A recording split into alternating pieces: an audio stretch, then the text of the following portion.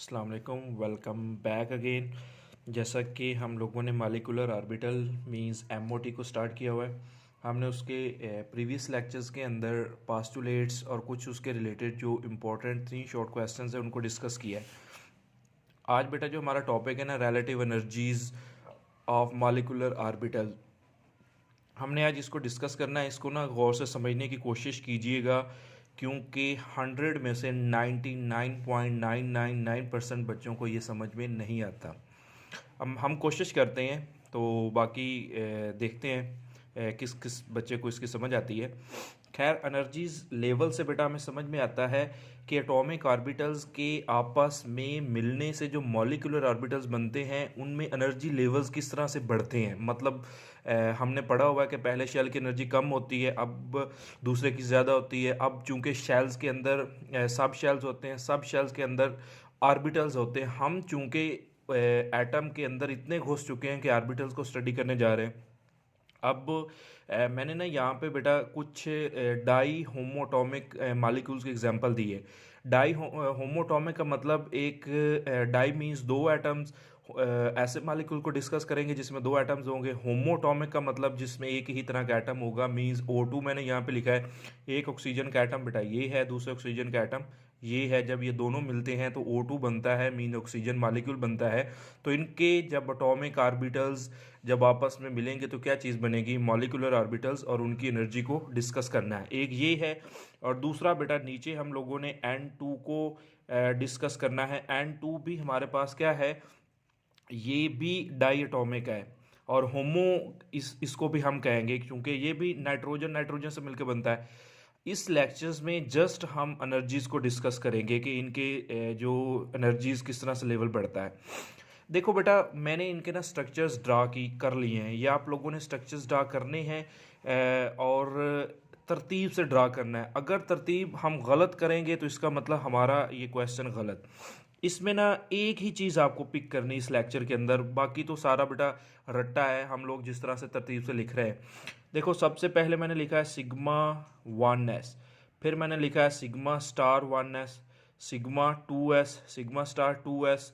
उसके बाद मैंने लिखा है सिग्मा 2px। उसके बाद मैंने लिखा है pi 2py is equal to pi 2pz। इसका मतलब क्या है बेटा, इसका मतलब ये है, बराबर लिखने का मतलब है कि जो पाई 2py होती है या पाई 2pz होती है, ये दोनों डी जनरेटेड ऑर्बिटल्स हैं। इनकी एनर्जी और शेप क्या होती है, एक जैसी होती है, इसलिए इज इक्वल टू लिखा है। खैर, उससे ऊपर मैंने यही लिखा है pi star 2py is equal to pi star 2pz। ये भी बराबर इसलिए लिखे क्योंकि एनर्जी हमेशा क्या होती है, इक्वल होती है। और एंड पर बेटा मैंने लिखा है सिग्मा स्टार 2px। अच्छा, ये एनर्जी लेवल्स किसके अंदर होता है बेटा, जो ऊपर मैंने लिखा है उसको नीचे भी मैंने यहाँ पे लिखा है। और इस एरो का मतलब क्या है, इसका मतलब है नीचे से ऊपर जा रहा है तो एनर्जी क्या है बेटा, बढ़ती जा रही है। इसका मतलब ये है कि सिग्मा 1s की एनर्जी सबसे कम है, उसके बाद सिग्मा स्टार 1s की है, उसके बाद हमारे पास क्या है सिग्मा 2s की, उसके बाद सिग्मा स्टार 2s की है, उसके बाद हमारे पास क्या है सिग्मा 2px की है, उसके बाद pi 2py which is equal to pi 2pz which is less than pi star 2py which is equal to pi star 2pz। उसके बाद which is less than sigma star 2px। यहाँ से हमें नज़र में आता है सबसे जो एनर्जी ज़्यादा है वो किसकी है, सिग्मा स्टार 2px की है, चूँकि ऊपर जा रहा है। अच्छा, इसमें जो चीज़ पिक करने वाली है ना आपको, अब वो नाइट्रोजन के मॉलिक्यूल्स में देखते हैं, थोड़ा सा री अरेंज करने में आपको यहाँ पे डिफ़िकल्टी आएगी, क्योंकि नीचे हम देखने जा रहे हैं तरतीब बदलेगी। यही चीज़ बेटा आपको पिक करनी है, वो उसी पर हम फोकस करने जा रहे हैं। देखिए, 1s और 2s तक तो बिल्कुल सेम अरेंजमेंट होगी। कैसे, पहले आएगा सिग्मा 1s, फिर आएगा सिग्मा स्टार 1s, फिर आएगा सिग्मा 2s, फिर आएगा सिग्मा स्टार 2s। अच्छा, सिग्मा स्टार 2s के ऊपर गौर करें, चेंज हो रहा है कैसे। देखो, इसमें बेटा हम गौर करते हैं तो थोड़ा सा मैं यहाँ पे बेटा ये देखो, इसको मैं हाईलाइट कर देता हूँ इन चीज़ों को। ये देखें बेटा, इसके अंदर 2px पहले आ रहा है और पाई 2py is equal to 2pz बाद में आ रहा है। किसके अंदर, O2 के अंदर। लेकिन जैसे ही बेटा हम N2 का जिक्र करते हैं नाइट्रोजन का, उसमें हमारे पास क्या है बेटा, सिग्मा स्टार 2s के बाद जो आ रहा है वो पाई 2py is equal to 2pg, उसके बाद 2px आ रहा है। मतलब ये स्टेप बस डिफरेंट है, बाकी सारे के सारे स्टेप क्या है बेटा, सेम है।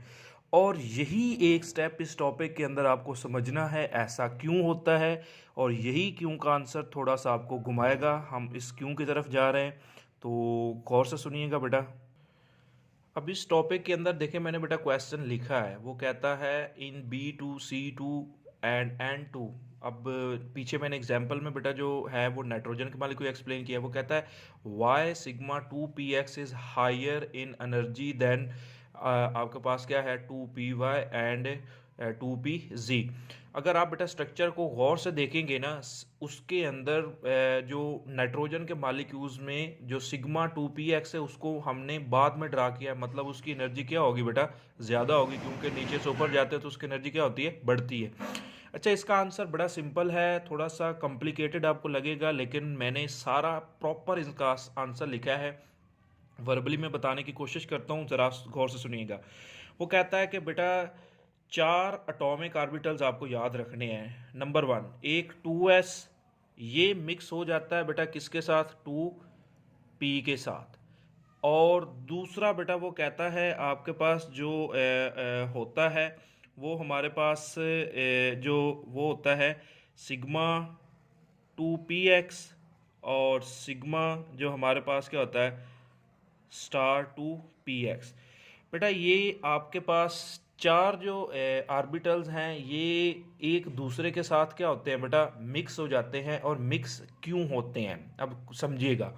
वो कहता है जो 2s और 2p है ना बेटा, असल में ये इसी के बॉन्ड है। वो कहता है कि नाइट्रोजन मालिक्यूल या कार्बन या बोरोन, इनमें से किसी एक के अंदर भी इनके दरमियान जो फासला होता है ना वो बहुत कम होता है। किन के दरमियान में, 2s और 2p के दरमियान में वो कहता है फासला बहुत कम होता है, जिसकी वजह से ये ऑर्बिटल्स एक दूसरे के साथ मिक्स होके हाइब्रिडाइजेशन शो करते हैं। जब ये आप आपस में बेटा मिक्स होते हैं ना, देखो एक S है दूसरा P है, वो कहता है फिर जो ये हमारे पास बेटा बॉन्ड बनते हैं ना 2s या स्टार 2s या 2px या 2py, इनका मतलब S करैक्टर नहीं रहता, इनका P करैक्टर नहीं रहता। मतलब ये हाइब्रिडाइजेशन करके कौन सा करैक्टर इनके अंदर आ जाता है, SP करैक्टर आ जाता है, चूंकि इसमें मिक्सिंग हो चुकी, हाइब्रिडाइजेशन आ चुकी है, क्योंकि इनके दरमियान में डिस्टेंस बहुत कम था, ये मिक्स हो गए। तो मिक्स होने की वजह से, हाइब्रिडाइजेशन आने की वजह से ये खुद को इस तरह से अरेंज करते हैं कि जो हमारे पास बेटा सिग्मा स्टार 2s है और जो आपके पास सिग्मा 2s है, ये इनकी एनर्जी थोड़ी हो जाती है, ये स्टेबल बन जाते हैं। लेकिन जो 2πx होता है ना बेटा और सिग्मा स्टार 2px, इनकी एनर्जी बढ़ जाती है और ये आपके पास क्या है, अपर लेवल पे चले जाते हैं। तो फिर से इस सारी रामलीला को मैं थोड़ा सा फिर से एक बार रिपीट करता हूँ। वो कहता है in nitrogen molecules 2s and 2p orbitals are mixed up and they show hybridisation due to small distance and they don't have SRP pure character, they just have SP character. वो कहता है अब इनका S करैक्टर नहीं हो रहता, P वालों का P नहीं रहता, उनका मिक्स होने की वजह से कौन सा करैक्टर आ गया, SP करैक्टर। इसकी वजह से वो खुद को जो है वो इस तरह से अरेंज देते हैं कि सिग्मा 2s और सिग्मा स्टार 2s की एनर्जी लो हो जाती है, ये नीचे आ जाते हैं। सिग्मा 2px और सिग्मा स्टार 2px की एनर्जी ज़्यादा हो जाती है, ये कहाँ चले जाते हैं, ऊपर चले जाते हैं। लेकिन वो कहता है 2py और 2pz की एनर्जी चेंज नहीं होती, वो जगह भी नहीं बदलते। क्यों नहीं होती, क्योंकि वो हाइब्रिडाइजेशन में हिस्सा ही नहीं लेते हैं, उनके दरम्यान में डिस्टेंस ही बहुत ज़्यादा होता है। अब ये एक ऐसा क्वेश्चन है बेटा जो थोड़ा सा आपको डिफ़िकल्ट लगेगा, लेकिन गौर से सुनिएगा, उम्मीद है आपको समझ आ जाएगी। अगर इस चीज़ की समझ आ गई तो नेक्स्ट लेक्चर्स के अंदर हम इंशाल्लाह बॉन्ड ऑर्डर निकालना सीखेंगे एटम्स का, हाइड्रोजन और हीलियम की एग्जांपल के साथ। उसके बाद फिर हम इसके लॉन्ग की तरफ मूव करेंगे। तब तक के लिए अल्लाह हाफ़िज़।